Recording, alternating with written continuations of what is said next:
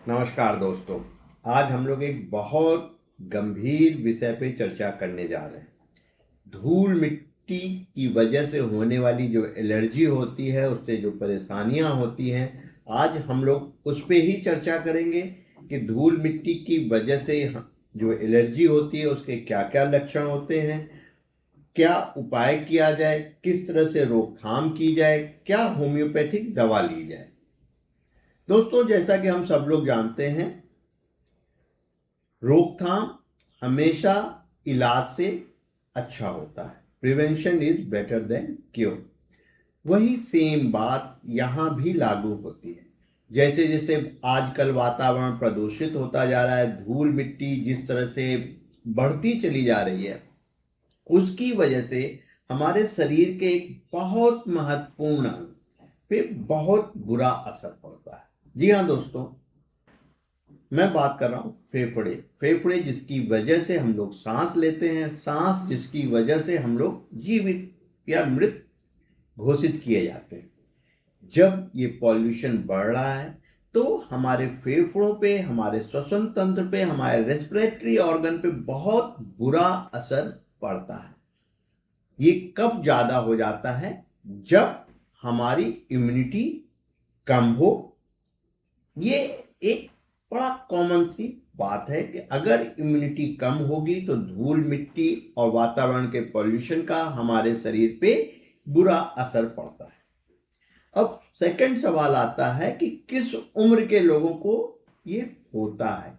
ये कभी भी किसी को किसी भी समय हो सकता है, लेकिन छोटे बच्चों में और बुजुर्गों में ज्यादा होता है धूल मिट्टी की वजह से जो ये एलर्जी होती है। जब धूल मिट्टी की एलर्जी होती है तो इसके क्या सिम्टम्स होंगे, क्या लक्षण होंगे?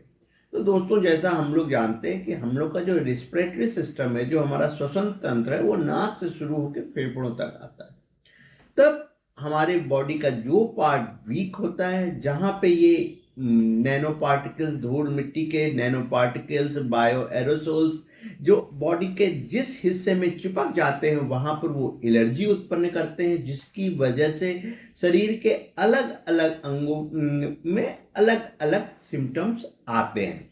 शुरुआत नाक से ही करें तो छींके आना, नाक से पानी आना, नाक से खुजली होना, ये कॉमन सिम्टम है, जनरली बच्चों और बूढ़ों में देखा जाता है। उसके बाद जो बहुत कॉमन देखा जाता है वो है गले में हर समय खराश बना बना रहना, हर समय खांसी करने की इच्छा होना, ड्राई कफ, गले में हमेशा गले को साफ करने की इच्छा बनी रहती है, लगता है कि कुछ यहाँ फंस रहा है। इसके बाद जब बॉडी की इम्यूनिटी और डाउन हो जाती है तो ये नैनो पार्टिकल्स, बायो एरोसल्स हमारे लंग्स में पहुंच जाते हैं। और जैसा कि हम लोग जानते हैं कि ये जो लंग्स में हमारे यहाँ हमारे ब्रोंकाई होते हैं, एल्वेलाई होते हैं, ब्रोंक्यूल्स होते हैं, उनमें भी छोटे छोटे से छिद्र होते हैं जो बॉडी के ऑक्सीजन्स को इनहेल करते हैं, एक्सहेल करते हैं। जब ये एलर्जेंस वहां पे पहुंच जाते हैं तो वहां पे सूजन ले आते हैं।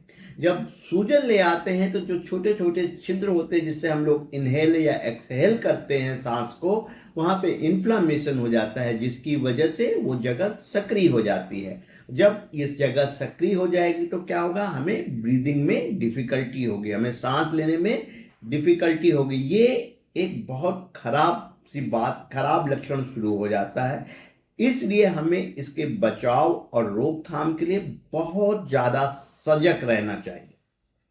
अब जब हमने देखा कि हमारे लंग्स में आया तो हमें सूखी खांसी, कई बार बहुत खांसने के बाद थोड़ा सा बलगम होता है, सीने में घड़ घड़ की आवाज होती है, लंग्स में कंजेशन लगता है, छाती में भारीपन का एहसास होने लगता है।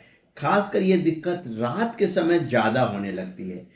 इसकी वजह ये होती है कि हवा की गति धीमी हो जाती है और पार्टिकल्स जो है एटमॉस्फेयर में घूम रहे होते हैं, जिससे बॉडी की इम्यूनिटी बहुत वीक सी होने लगती है।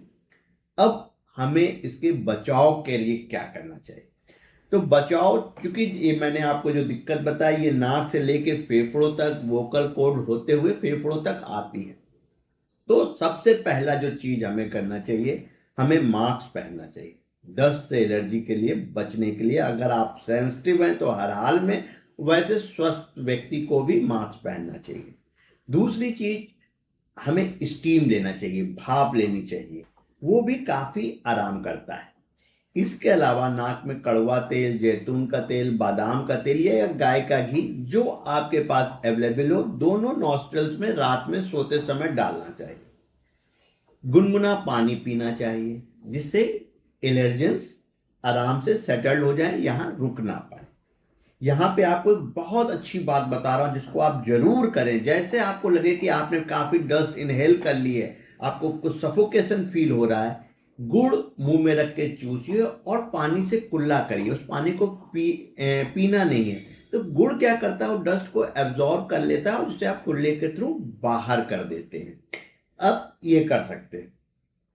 इसके अलावा और क्या क्या करना है, इसके अलावा जो कलौंजी होती है उसको रात में पानी में भिगो के सुबह उसे खाएं, वो भी काफी आराम देता है एलर्जी में।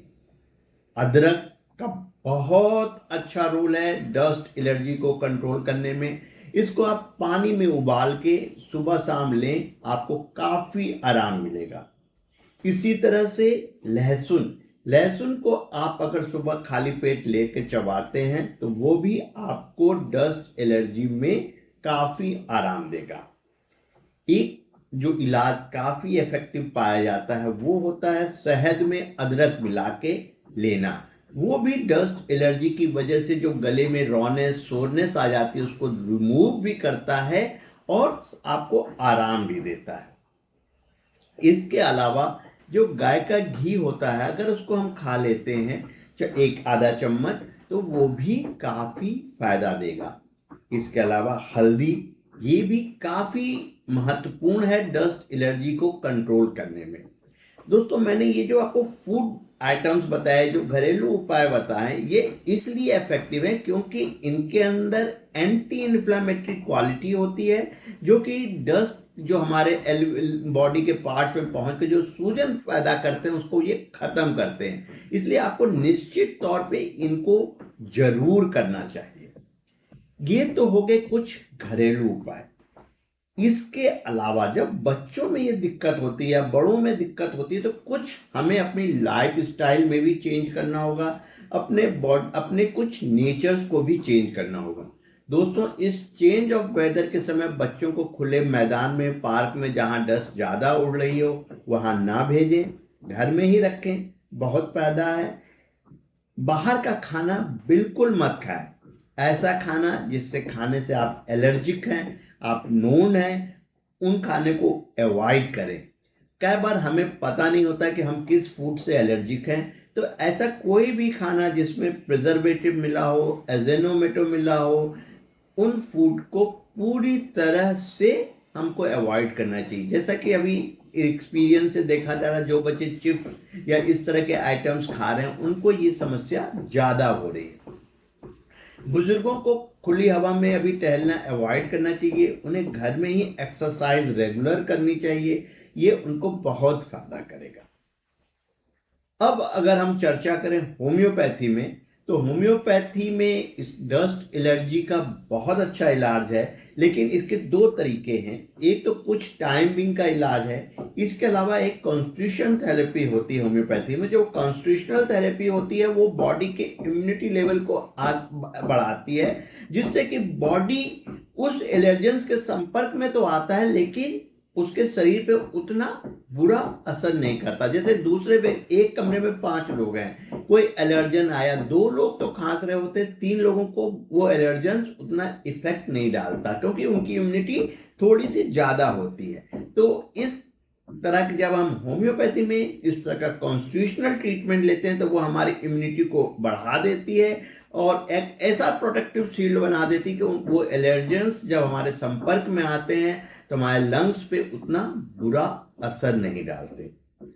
जो लोग दूर हैं या इमरजेंसी में हैं उनको होम्योपैथी में आर्सेनिक एल्बम 30 एक बहुत अच्छी दवा है जिसकी 6 गोलियां दिन में 4 बार लेना चाहिए। वो काफी हद तक इस समस्या से आपको आराम दिला देगी।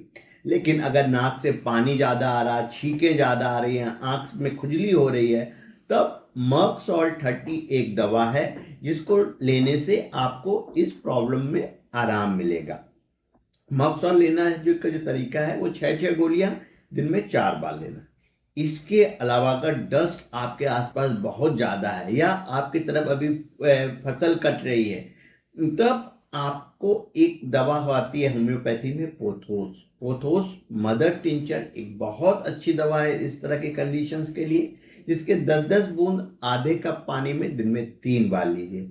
दोस्तों ये मैंने फर्स्ट एड मेडिसिन बताई है। इसके अलावा कोई दिक्कत हो तो आप निश्चित तौर पर आप होम्योपैथी डॉक्टर के पास जाइए, वहां पे आपको इसका सर्वश्रेष्ठ इलाज मिलेगा। दोस्तों याद रखिएगा, अन्यपैथी में जिसका आप इलाज लेते हैं तो वहां वो कोई भी दवा आपकी इम्यूनिटी नहीं बढ़ा रही होती है।